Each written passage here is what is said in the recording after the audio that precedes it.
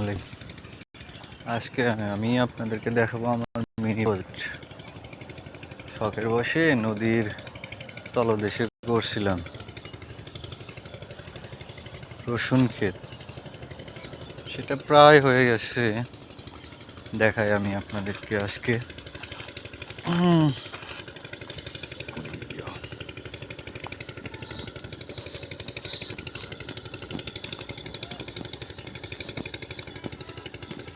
এই যে আমার মিনি প্রজেক্ট,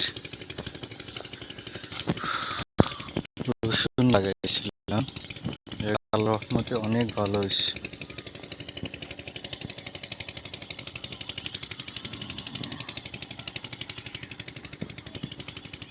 সবাই বলবেন এই গাছের পাতাগুলো মাথায় হলুদ কেন? কমেন্টে বলে দেবেন কি ওষুধ ব্যবহার করলে এটা ঠিক হবে। এই যে আমার ধনিয়া, আর এটা শৈলা গাছ বলে আর কি।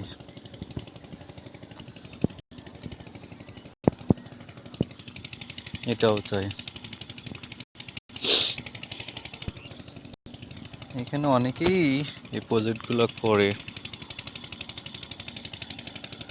তার সাথে আমাদের ফুলজন নদী।